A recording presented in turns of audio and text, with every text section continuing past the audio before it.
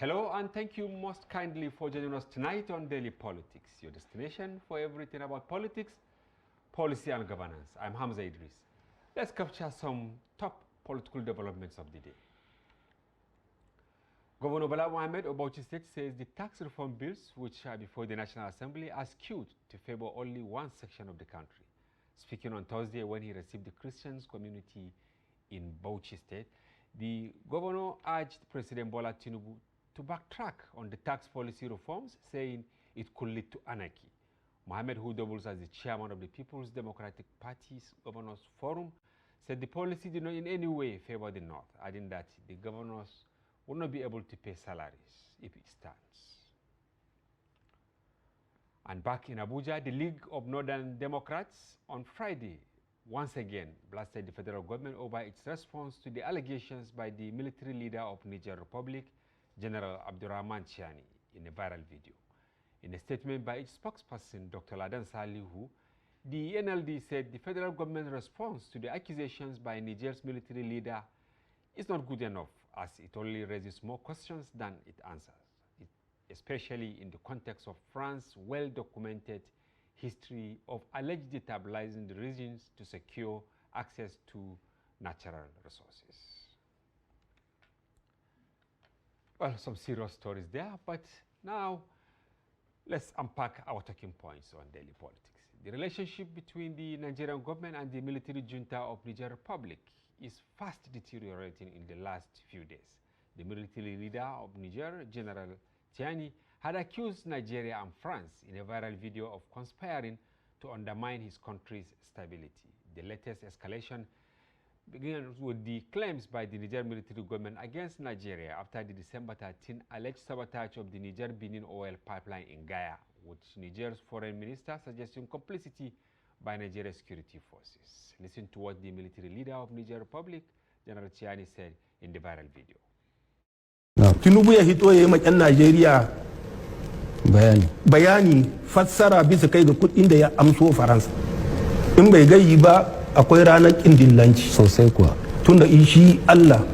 Tinubu should come forward and explain to Nigerians the funds he received from France. If he fails to do so, the truth will eventually come to light. God will reveal it. Despite the attack on us, we have not taken money from anyone, so no one can accuse us of corruption. I have been around the corridors of power for 13 years, and no one can claim that I have ever accepted bribes.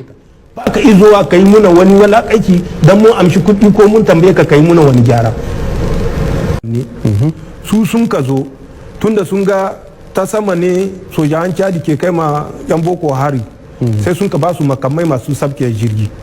Reports indicate that the Chadian forces have attacked Boko Haram fighters using the airspace, prompting the French to equip the terrorists with anti-aircraft guns in retaliation. This happened in October this year. According to information we gathered from those we arrested, there is a plan involving France and the Nigerian government to allow other terror groups such as ISWAP and Lakurawa to establish a base in the Gaba area of Sokoto State. This move is said to facilitate operations across the northwestern states, including Zamfara and Kebbi, with the full knowledge of the Nigerian government.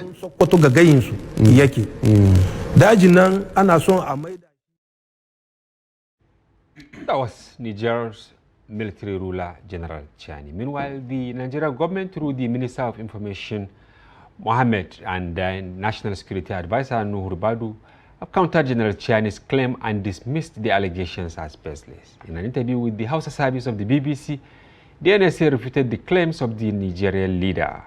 Have a look at what he said. Abun ya zo mana muma da tada hankali da mamaki da mai girma shugaban Niger ya faɗa. These disturbing allegations coming from the Nigerian leader are baseless. Nigeria will never betray Niger, and it will never allow any bad thing to happen to Niger Republic. Nigeria is not in conflict with any nation. We live in peace with Cameroon, Chad, and Benin. How can we have a problem with the Niger Republic? That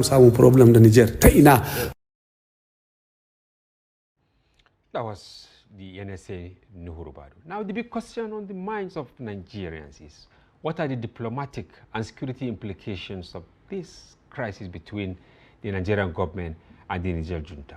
We seek to find answers to this and many more issues on daily politics tonight. And to help in this analysis here in the studio, we have a diplomat, Ambassador Suleiman Dahiru, and Dr. Okwori, a security consultant and strategist. Gentlemen, thank you for joining us on the program. Thank you very much. Thank you. Yes, and viewers, you can also join the conversation much later. You may be watching the episode. Deep into it will provide opportunity for you to also give your thoughts. Once again, thank you and welcome to Daily Politics. To set the ball rolling, let me start with you, Ambassador. As a diplomat, can we say the relationship between Nigeria and Niger cannot be redeemed? Before I answer your question, yes, let me make 3 points. Nigeria has always respected its neighbors. Nigeria has never done anything to destabilize its neighbors. Nigeria does not have hegemonic designs. Now, turning to your question, it is very unfortunate that the military ruler in Niger made the sweeping allegations without any scintilla of evidence. To me, he discredited himself in this world of technology. If a lower ranked officer from Niger Republic made those allegations, one could understand. But for a head of state to make this statement, it is very unfortunate. And I think as long as he remains in office, the relationship between Niger and Nigeria will not be how it should be. We had military and civilian administrations in Niger over the years.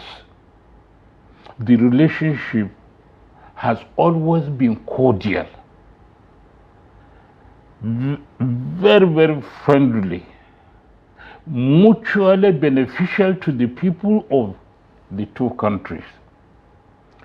But for the military ruler in Niger to come and make the sweeping statements he made, it is very unfortunate. maybe he has his facts to make. Why didn't he release the facts? Now, as I said, Nigeria does not stand to gain by destabilizing Niger Republic. It does not stand to gain anything. We have had excellent relationship over the years. Why should Nigeria want to spoil that relationship or destroy that relationship? Nigeria has been very friendly, has been very nice in its relationship with Niger Republic.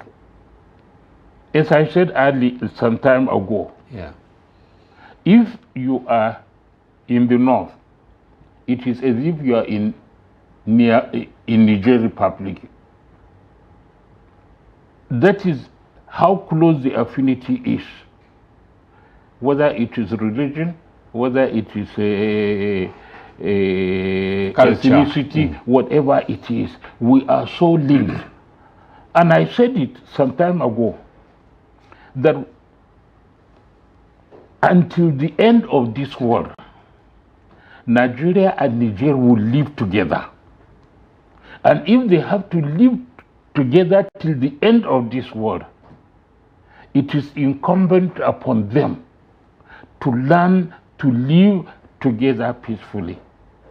But unfortunately, in my opinion, the military ruler, and an unelected leader to come and make the sweeping generalizations that he made is very unfortunate. And I don't think the leaders of Nigeria will feel comfortable dealing with him. If I were the head of state of Nigeria, I will not deal with somebody that will come and tell lies against my country. This is what I will say. Okay. Dr. Steve, what is your take?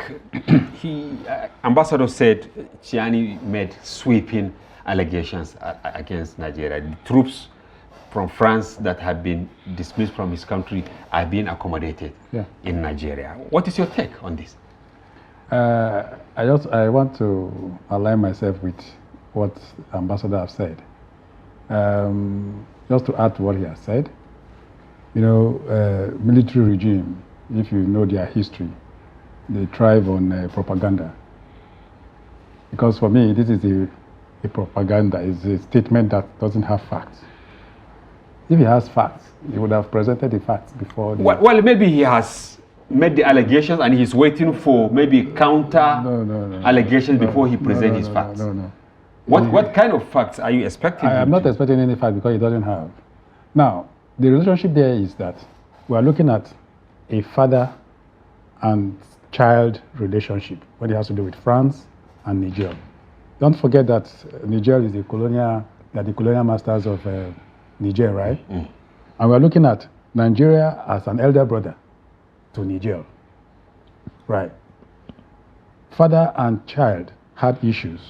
They asked that the father should leave their country. Now they are looking at the relationship between Nigeria and France at the moment. They asked France to evacuate their country. The military base that France had in their country, they asked that they leave and all that. And what do you expect of the head of state of Niger to say or do now? When he's seen a robust relationship between Nigeria and France, you should expect something like this. For me, it's a propaganda. It doesn't have facts to back up what he's saying. Moreover, what would Nigeria benefit, just the way the ambassador said, benefit to destabilize Niger? Niger is a very small country compared to, Niger is like a state in Nigeria. Niger, the military workforce, the number of personnel they have in Niger is about 33,000. Well, you're talking about, but what about the landmass? You know, if you start from Sokoto, you know, it crisscrosses almost 7 states. Yeah. So when you look at the landmass, the connection is really vast. Yeah. And dismissing Niger based on maybe their small population or the size of their military, don't you think will be actually inimical to even the security architecture of Nigeria? I am not trying to reduce their strength or capacity or capability. What I'm saying is that Nigeria is like an elder brother to Niger. Forget the landmass. In terms of resources that we have, both natural and human, we supply them power. We have a railway line that from Nigeria but even the power, if they complete the construction of their dam now, what will happen to no, the fact is, we have a bilateral working relationship with Niger. When we need to look at the security angle to it, the multinational joint task force, Niger is also part of it. You know, Niger, whether we like it or not, have some contributions to make in terms of security. We're talking about the West African sub-region, right? And Niger, Cameroon, Chad, and Benin Republic, they are part of the multinational joint task force. You know, so we must have to see that we work together. You know, so whatever the issues are, I think that for me, that statement is doesn't have weight. You know, it's just a statement that the man said. All right, Ambassador, going by what Dr. Steve said, and I'm trying to look at it from the win-win perspective. Now, Chad has already, threatened to leave, or they have even left this multinational joint task force. Niger, they have now, joined the League of Mali and Burkina Faso. They have their own Sahelian. Who is the biggest loser in this? Because some people are saying Nigeria did not even manage the crisis ab initio, and that is why the whole scenario is deteriorating by the day. Now, let's start from the withdrawal of Mali, Burkina Faso, and Niger from ECOWAS. Yes. These three countries are landlocked.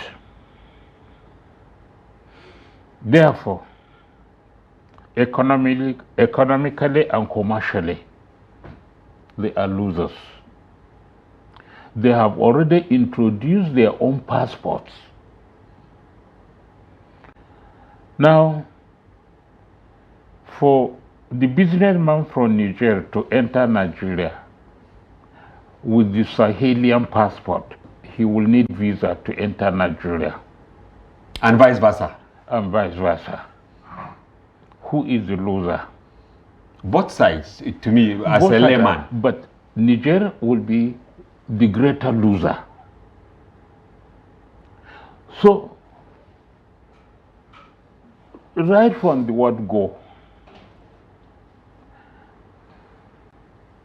the three military rulers of Niger, Burkina Faso, and Mali have been idealistic. They have not been realistic. If they have been realistic, they would have thought very hard to say what we are doing, is it right or not? And in the first place, do we have the mandate of our people? Anywhere in the world, a military regime is an illegitimate regime. Although de facto and de jure they are in power, but anywhere, an elected government is an illegitimate government. So they are taking decisions that they are not supposed to take. Now, somebody has asked a question. What will be the result? The result, as far as I'm concerned, is that when these three leaders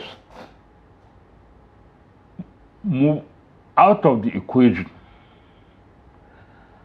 and you have democratic governments in place, then the decision will be taken whether to go back to ECOWAS or to remain the Sahelian states of three, which to me does not augur well for the people of those countries. But as I said, they are idealistic. Not realistic. They are not realists. You see, when young military men take over power, we have seen it all over the world. They think they have the answers to every question, which is not true. The sovereign authority lies with the people, not with people who shut themselves into office. And unfortunately, while ECOWAS is trying to manage the situation, not to see it escalate more than necessary, we are now seeing a situation where one of them, the one from Niger, making sweeping statements which the ECOWAS Commission has lambasted. And anybody who knows Nigeria well and wants to be honest and sincere, Nigeria is not the type of country that would willingly go to destabilize a neighbor. If we destabilize Niger Republic, the consequences will be felt in Nigeria. More than any other country. More than any other place.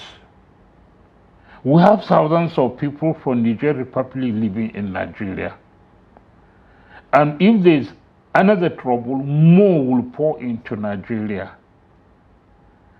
So, leaders, whether elected or they shot themselves into power, they have to be very cautious about the decisions they take, because these decisions will affect millions and millions of people. All right, Dr. Steve. Yes. I am getting confused because you can see today the League of Northern Democrats, led by Malam Ibrahim Shekaru, former governor of Kano State. You have the likes of Dr. Umar Ardo, Dr. Ladan Salihu, all of them. Yesterday they issued a statement asking the federal government to come out clean. Why?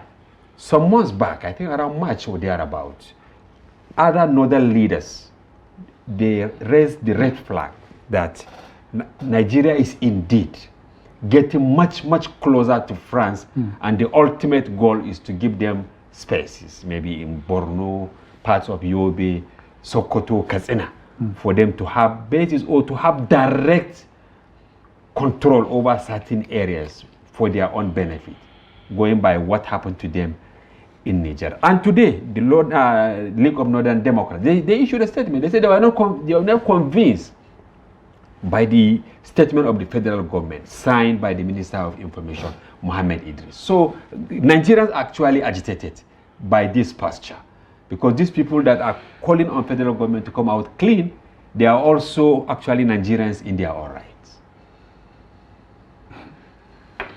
Why, for me, why are they trying to see how to escalate the issue when there's no need? What is it that they have, or what is it that they have seen? I am aware that the president was invited by the president of France. And he was there almost 7 times in 18 months. It doesn't matter. 7 times? It doesn't matter. We're talking about where France, whether we like it or not, they are ahead of us in all ramifications.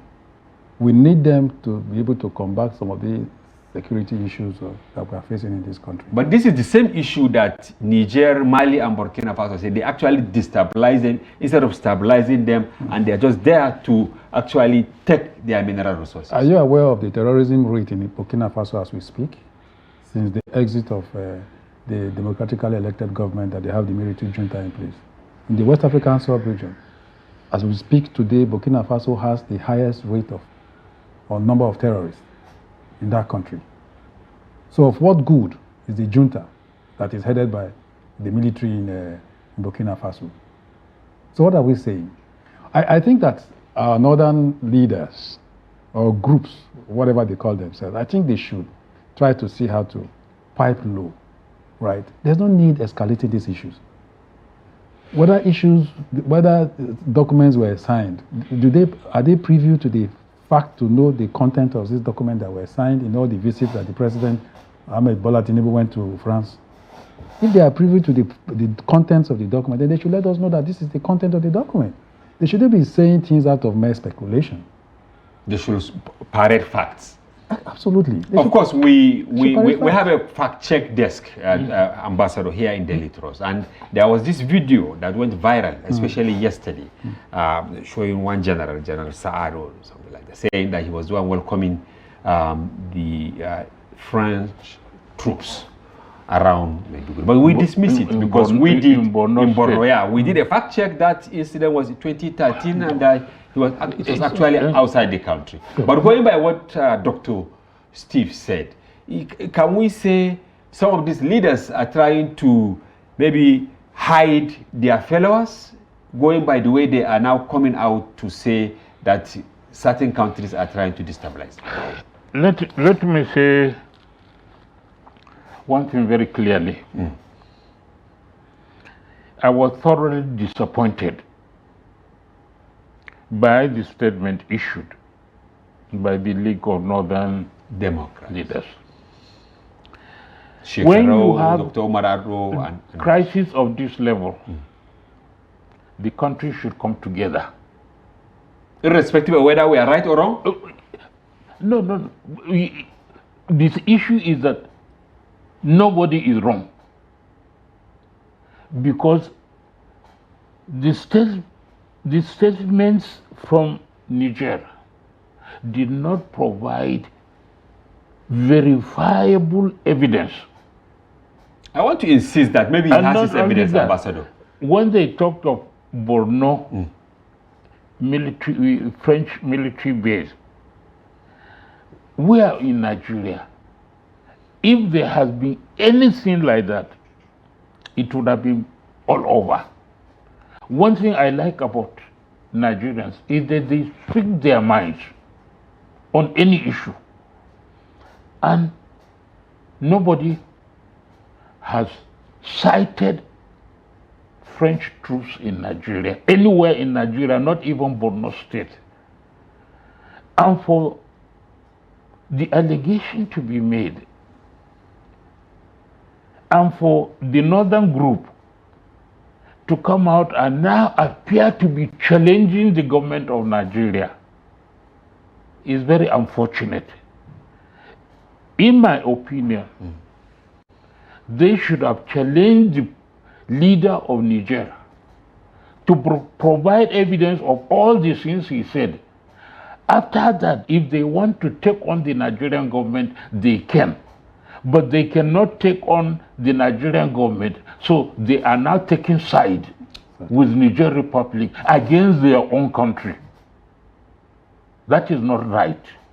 Okay, Dr. Why do you think they behave this way? Because right from the onset of the crisis, there is this belief, especially by the northern establishment, that President Tinubu, most likely because he's from the south, or does not understand the complexity of the relationship between Nigeria and Niger, did not handle the issue very well. And going forward, he didn't show the commitment, the desired commitment, as actually big brother to manage the crisis.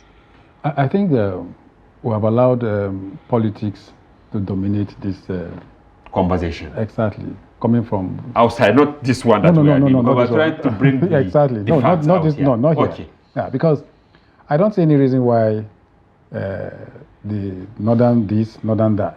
Why is it coming from northern this? Because they feel personally attached to Niger, and as I said, you have Sokoto, you have Kebbi, right? You have Zampara, you have Katsina, you have part of Jigawa, well. You know, you have Yobe, you have Borno. Almost over 1,500 kilometers. Yes, exactly. But some of the stretch of.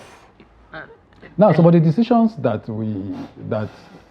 we saw weren't decisions based on because Tinubu is chairman of ECOWAS or because Tinubu is the president of the country of Nigeria.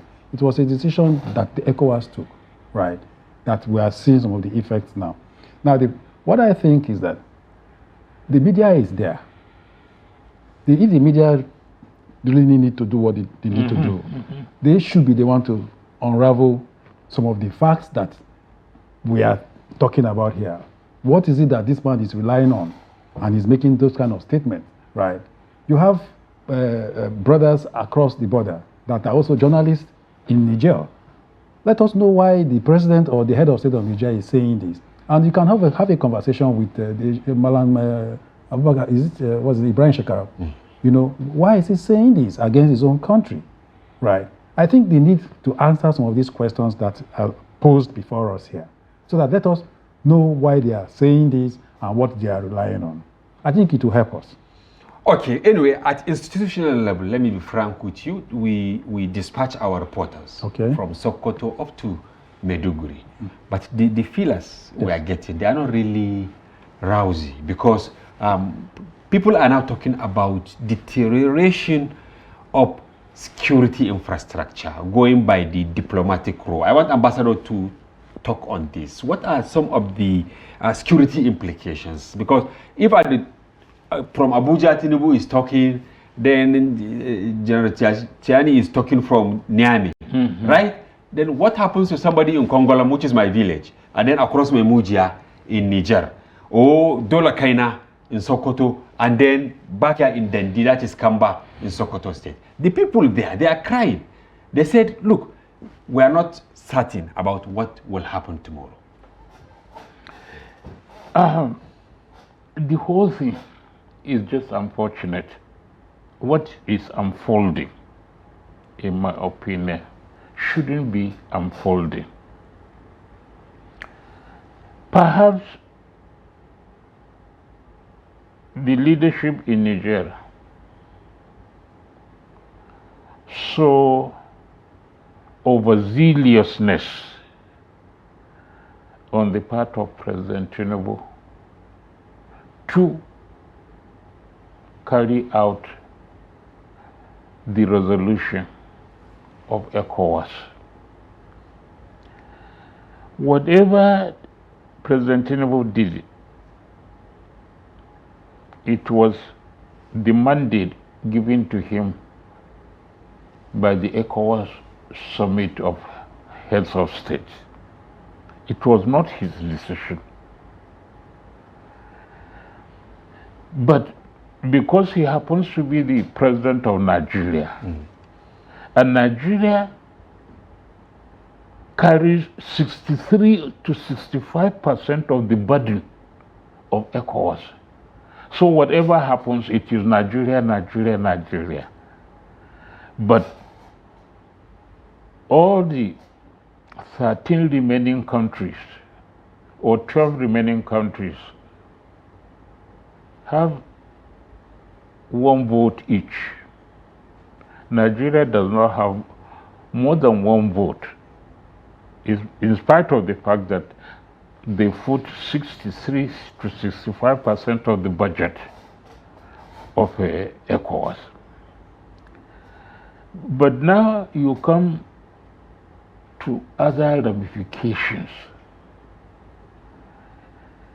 When ECOWAS took the decision and even threatened military action, to me it was a precipitate decision. That decision, even if it had been taken, shouldn't have been released to the public.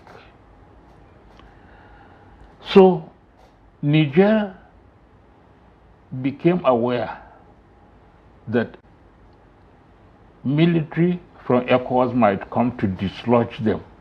That is why they quickly got Mali and Burkina Faso to come and support, and that attack on any of the three is attack on all of them. Yeah. All right, Dr. Steve. Yeah. Some people are looking at the situation this way. NATO, for instance. You know, there are many countries that form NATO, but the whole world sees America as the arrowhead of NATO. And even if most of the members of NATO are averse to certain decisions, if US wants it to happen, it will happen. Yeah. And that is what some people are looking at ECOWAS.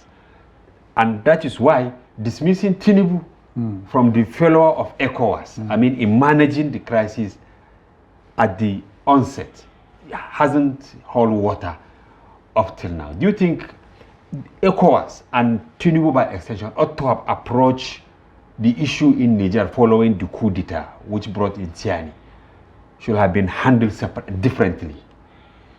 I think that when the issues first came up, certain decisions were taken.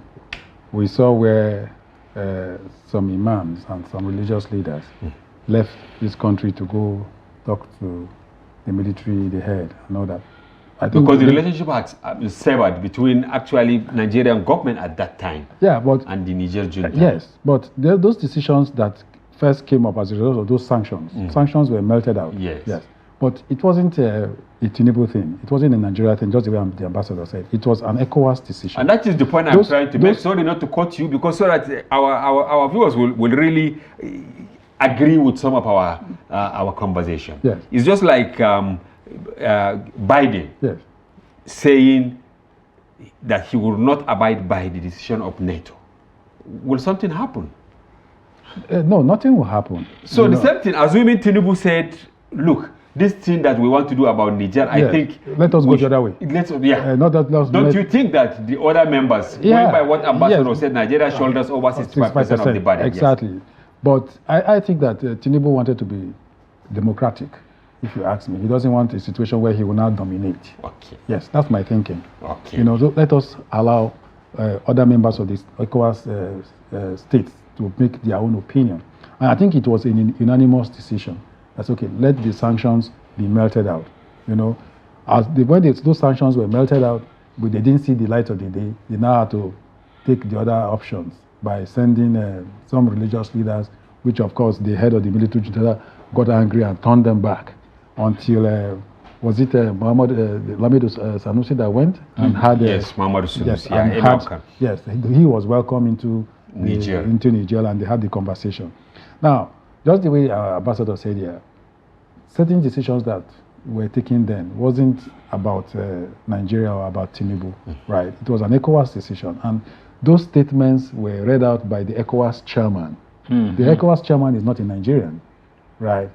You know, no, I mean the Secretary General. Yes, the Secretary General. Yes. No, so he is the one that is like the spokesperson, kind of. I don't know.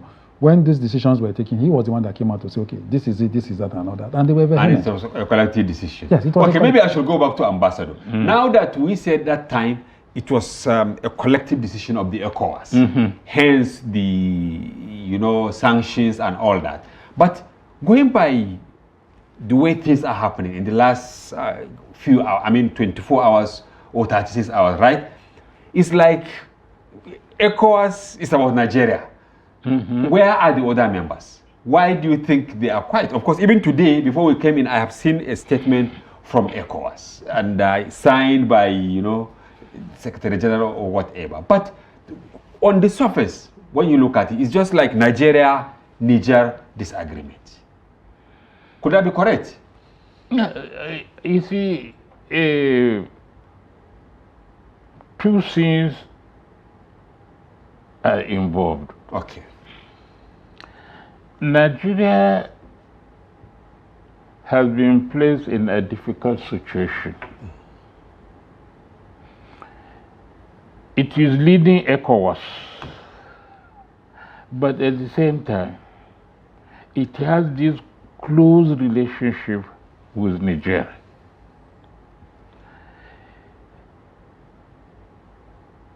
From another angle, maybe Nigeria could have advised ECOWAS to tone down the stringent measures that were to be announced, and to also remove the issue of using military force. You see, when you say you are using military force to dislodge a military regime, a soldier does not fear another soldier. So, if you are sending troops to Niger, Nigeria will carry the burden. Most of the soldiers will come from Nigeria. Then you are talking of the cost. Who is going to foot the bill? Nigeria is not in a strong financial position that it used to be when it got involved with the problem in Sierra Leone and the problem in Liberia. We are now in a weakened position, and we are talking of military. And when it became clear that the military option was not feasible, it emboldened the leaders of those three countries. I said they are realists. Now, they talked about not being supported by ECOWAS. ECOWAS does not have a standing force. Even if it has a standing force, would it have been possible to send the troops into Mali or into Burkina Faso? No. the financial implication is so much that no country would contemplate taking over. So, coming back to what you said, Yes. Niger is aware that at the end of the day, perhaps reason will prevail. And reason prevailed. We had people from the north.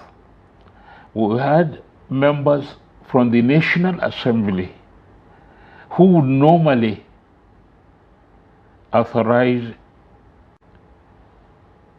any foreign engagement and the budget. Those from the north became hostile to the idea of attacking Niger Republic. And on my own part too, I never felt comfortable With that option. Because you cannot just go and force out a military regime. If you force out the military regime, are you going to remain in that country to make sure that the administration of Mohamed Bazoum is protected by you, just like what happened in Gambia? Yes. I was actually thinking of asking Doctor that aspect. Why did the military option, worked in the Gambia when Buhari was president, when he threatened to, using ECOWAS to deploy troops to Gambia, and then the leader there, they sit tight, he was able to. In the Gambia, I think it's a different scenario. Okay. Yes, because in the Gambia, the president lost the election. But he wanted to be a sit-tight leader. He wanted to be a sit-tight leader, and perhaps he was overwhelmed, because I'm privileged to know the Navy SEAL or the Navy, the team yes, that left Nigeria here. Yes, to go to the Gambia. According to the story from the Commodore, he told me that Jame just suddenly saw him in his bedroom. He was taken from somewhere and taken to his bedroom. He just suddenly saw him, as in the Commodore, from Nigeria in his bedroom. He didn't know how he got there. In his bedroom? Yes. That should be another story for us. The viewers, of course, we are approaching the end of the program. Therefore, we will open the telephone line, maybe for 1 or 2 people to call in and quickly contribute to the conversation. We have less than 10 minutes to wrap up. Over to you as we await your call. Now, yes, Ambassador. Yes. Why do you think people across Niger and Nigeria in the borderline, from Sokoto to Maiduguri, why are they apprehensive? Why are they apprehensive? Why are they worried? Because we deployed our reporters and they said they are really scared. They don't want the relationship to. No, it is not going to be in anybody's interest. You have to understand that there is marriage relationship. There are some families, some are in the north here, some are in Niger. Then you have traders moving between the two countries. In the event of any problem, virtually everything will come to a standstill. And the ordinary people from both sides will be the losers. And they are apprehensive because they don't want to lose. And as I said earlier, whether anybody likes it or not, Nigeria and Niger Republic forever. They will remain neighbors. All right, a quick one for Doctor. Because I don't want us to actually dismiss any tendency of foreign collaboration or whatever. Because there was an attack in Damboa, I think 2 days ago, where it was alleged that Boko Haram terrorists used drone to actually attack our troops, on ground. Yes. And Northern Democrat and many other people, I asked you a question because personally, I reported what happened there for many years. I've never seen a situation where, drone was used to attack the military on ground. But before you answer this question, whether there is foreign collaboration, I want to take just one call. Right. Hello, welcome to the program. Who is on the line? I'm calling from the Okay, calling from where? Meduguri? Yes, Meduguri. Okay, you're welcome. Please, in less than 1 minute, let's have your points. From the first instance, the ECOWAS group Pardon? has taken a decision where they have not calculated it. Because for the first instance, they show their action that if the government of military did not allow the Bazoum, they will retaliate. But after they have not, and it has interrupted all the issues or diplomatically, now it is not. All right. It is not used diplomatically, and they have not used their power. So it destabilized, and nothing is going on for now. All right, thank you very much. I got your point. I think the summary is that ECOWAS misstep, and we hope we have another opportunity to digest that. Okay, now over to... We said it. Yes, okay. Please, can you just, in less than 1 minute, explain or validate or dispute this allegation that just 2 days ago, drone was used to attack our military forces in Damboa? And but this is no news now. It has been there.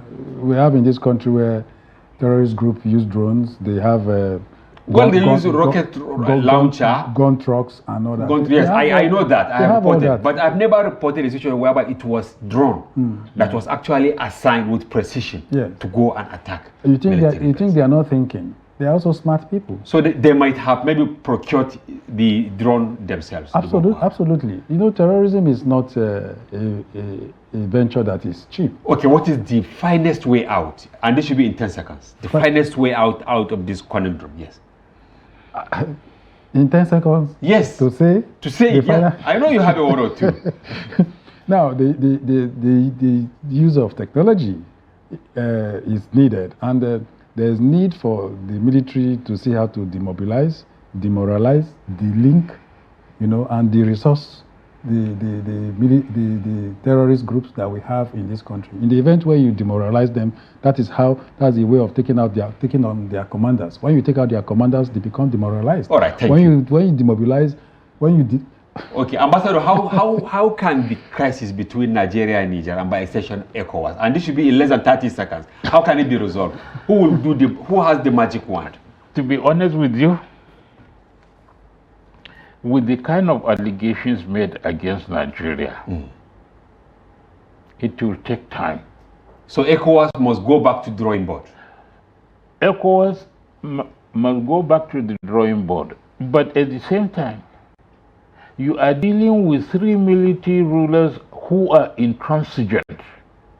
When ECOWAS said their withdrawal from ECOWAS with effect from January is okay, but they have been given 6 months to reconsider. Yes.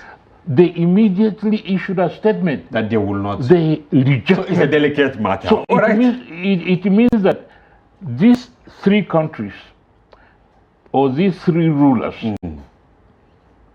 have taken a decision where they are not ready to compromise anymore. All right, thank you very much, Ambassador Suleiman Dahiru. I wish we have 2 hours to actually keep digesting this matter. We are sorry, but we hope to invite you again to continue the conversation. Dr. Steve Okwori, security consultant and strategist, thank you very much for coming. Yeah, thank you. And because we have shoot the runway, but we are very sorry, and that's the wrap on today's program. We hope you found the conversation engaging and informative, and be sure to join Daily Politics every weekday in our special package on Friday, during which we open the telephone line for you to comment on national issues as we did today. Join us on Sunday for another interesting package of the program. For now, bye-bye from here. I'm Hamza Idis.